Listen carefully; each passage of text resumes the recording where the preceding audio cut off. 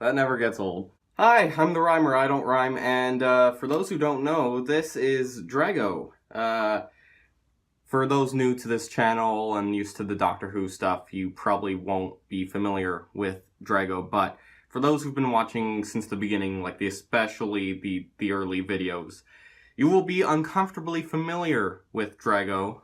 He was in everything, and there's a reason for that, and I want to talk about Drago and Bakugan today, because Bakugan's getting a reboot, and I think now's a good time to bring it out again. I originally got Drago in grade 3. Well, first off, how I got introduced to Bakugan was for Christmas.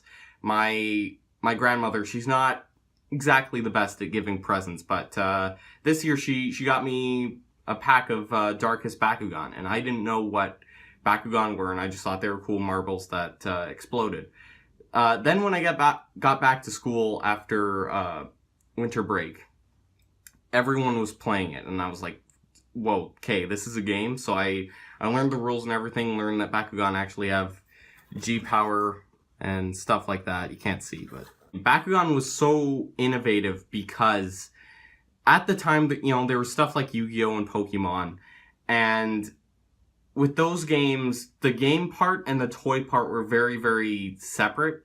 Like, there was the collecting part, and then there was the actual game part.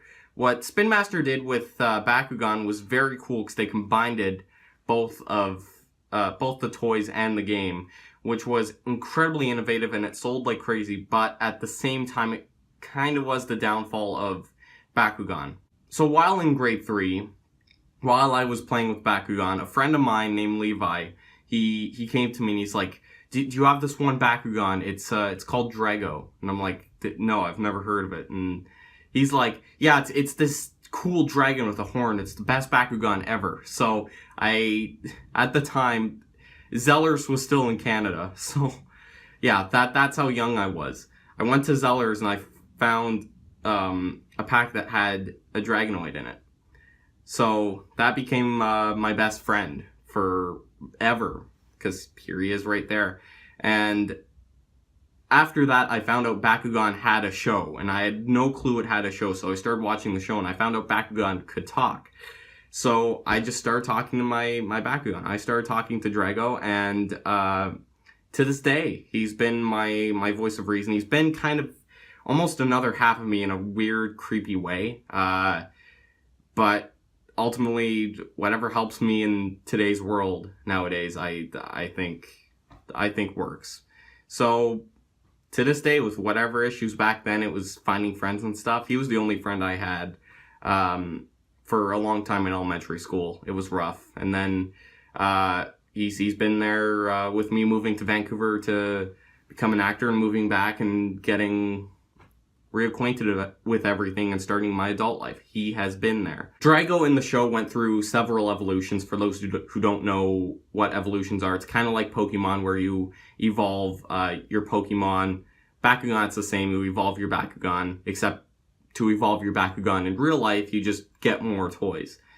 That's what I did. So Drago's current form looks like that, as Pyrus Fusion Dragonoid, which was the last evolution of him in the show. Basically what the show is about, at least in the first season, there are these cards that come down from the sky. The intro sums it up pretty well, so just look up the Bakugan intro. But cards fall from the sky, kids play with them, they make it a game, but then a small group of them realizes that these cards and these creatures that come out of these cards are from another world that's about to collide with theirs, and they gotta figure out stuff. I won't spoil it, but it's really fun. So that's the first season. Second season, the planet that the Bakugan live, called New Vestroia, it gets invaded by aliens. Third season, different aliens invade a different Bakugan planet, and then, the small group of people, the battle brawlers, have to help out there. And then season 4, it's just Transformers and Voltron. Don't even bother with season 4, honestly. 2011, 2012, that was the end of Bakugan. That was the final evolution of Drago in the show. But that wasn't it for Bakugan as a whole. Bakugan actually continued in Japan for a little while, and that's why I have this. I decided to make this an unboxing video. I've never done an unboxing video before. I can't even say unboxing. There we go. So, this is cool because Bakugan continued in Japan. And, from my experience, this hasn't been my first set of Japanese Bakugan. Japanese Bakugan they're slightly lower in G power, but they make up for that by being way, way higher quality Bakugan. So, and the reason they're higher quality is because the rules are different in Japan. The traditional rules, you stand the Bakugan on a gate card, you use an ability card to beat your opponent, get the higher G power, get the win as many gate cards as you can, and win the battle. In Japan, all those are true, and then there's another rule where you can whip the Bakugan at each other to get them off the card, and it's hardcore. Like, as soon as you see someone in a tournament go like that, you know some stuff's about to fly. It's wicked cool. Do do do do do do do do do do do do do do do do. Okay, so it's got a whoa, okay, this is a weird opening mechanism. And then it gives me whatever that is. Oh no, I see what it's talking about now. That's actually a really cool box. So you don't have to tear it open. Just, oh, hold on, that's the top. Crap. That's what it was warning me about, now I know. And there we go. Some random bits of cardboard. We got instructions. See, that's what I like about the Japanese Bakugan. They actually give you instructions on how to close the Bakugan, which is really, really convenient, because in America or in Canada they don't do that. And of course, Japanese Bakugan, they're more intricate. So here we have an ability card. So that's, and the Japanese ones are really cool because they look like the way they do in the show. I don't actually know Japanese, so I got no clue what all the stuff there is. But, obviously really good for Pyrus, which is Drago's attribute. So, that's good. Whoa, I am white. And then here we got a gate card, pretty much the same thing. This is an exclusive gate card for this particular set. This is actually a really good gate card because none of the other attributes get a G-Power bonus except for Pyrus right there. That's 200, and it's highlighted, which is even better. They're so nice there. They're all round up and really, really cute. And these are all Pyrus, by the way, because Pyrus is my only attribute. After my stint with Darkus, I was like, nah, Pyrus is the coolest. Even though I look like a Subterra Brawler. Whoa! No, I dropped all of them. So, for those who aren't familiar with the Japanese show, the main character also has a dragon Bakugan. It's not Drago, but it's dragon. That's basically it. So the first evolution of this dragon character, it's spelt differently in Japan. Everyone's like, no, it's Dragoan. And I'm like, no, it's dragon. It's dragon. So the first evolution of him is Flare Dragon. As you can see, he's not the typical Pyrus color. He's actually blue. So, but there's a symbol to confirm that he is Pyrus, right there. And the Japanese Bakugan, they have MG there for the magnet, which is convenient. And then the Japanese ones, they can also swap out feet, which is kind of cool. So, very high quality. So manual parts, you got his feet there, which are, I think, removable. There we go. So you can swap them out, be all cool. Let me just put that back in there. It just fits in very nicely, nothing loose. And then he's got two horns that go up. Whoa, no, I don't want you to open yet. Okay, fine, open. Okay, there he is. That is Flare Dragon.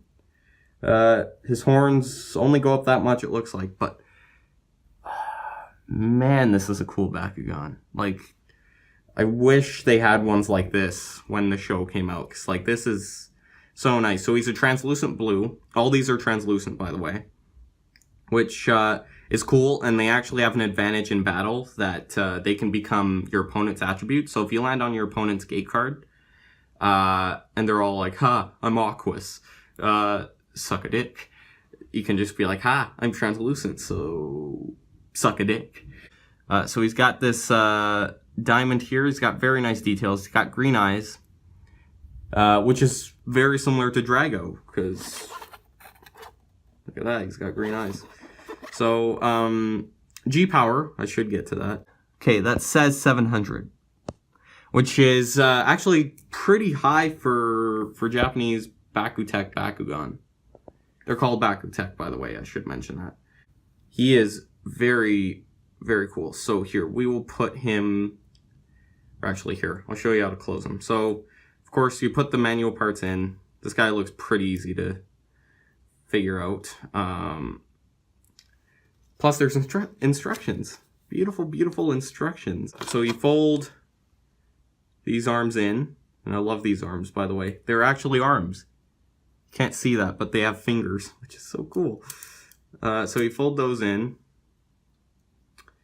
You fold the wings like so. I think you gotta hold them. Whoa. Fold the tail, and then the head. No, maybe the other way. Fold the wings in, tail, head. There we go. So that is the first evolution, Flare.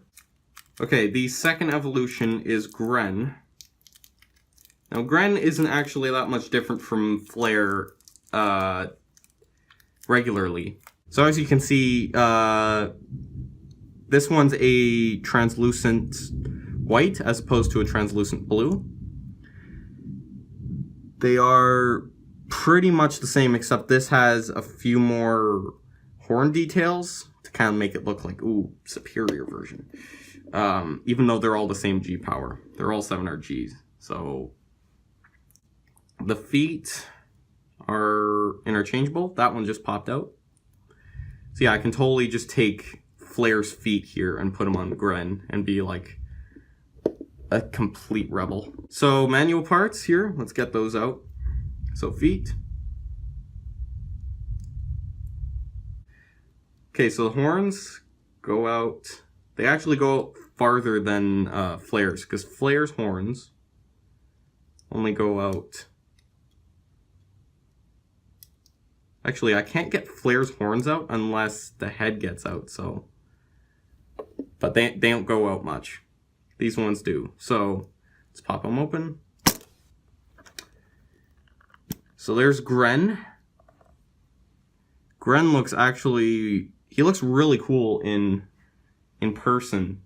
The video probably doesn't do it justice. He probably looks really weird, but he's actually really, really cool. Really are very, very identical. The horns on Flare, that's as far as they come out. Whereas Gren, that's as far as they come out. Same G power, of course. So I think where's the G power? There it is. It's not written in black. It's actually written in white, which is terrible, but it is 7RGs. Like, watch any other YouTube video on the Dragon Legends set. They will let you know that it is 7RGs. The arms are a little bit different. They go at a wider angle on Gren versus Flare. And then the tail is more detailed on Gren and it swoops up, whereas on Flare here it just goes down. The wings look identical. The diamond is different up here on Gren, but everything else is pretty much the same. So they're very much the same shape. Okay, now the last one is Rise Dragon, which I don't know where it went. Oh, it probably rolled under the table here. Hold on. Ugh.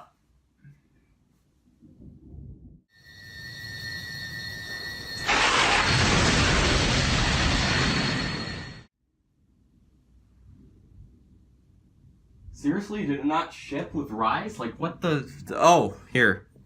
Sorry. Okay, here it is. So, this is without a doubt the coolest one in the set, if I'm being honest. Like, look at this. Like, the other two you could maybe see coming out in Canada, but Rise? First off, there's no manual parts on this guy, so it's so cool. So he's this beautiful translucent red. He's got a metal tailpiece here. So those had foot pieces you could exchange. This one has a metal piece you can exchange with other Bakugan that have it, and I just dropped it. And it's also good from a battling standpoint, because that means when this stands on a card, it's harder to knock it off. And the horn is, like, it goes out by itself too. Like every other Dragonoid, like I'll pull up Flare for comparison, like those have to be manually raised and everything. And same with the feet. That's incredibly cool that there's no, like that comes out by itself, spring loaded, and then those feet.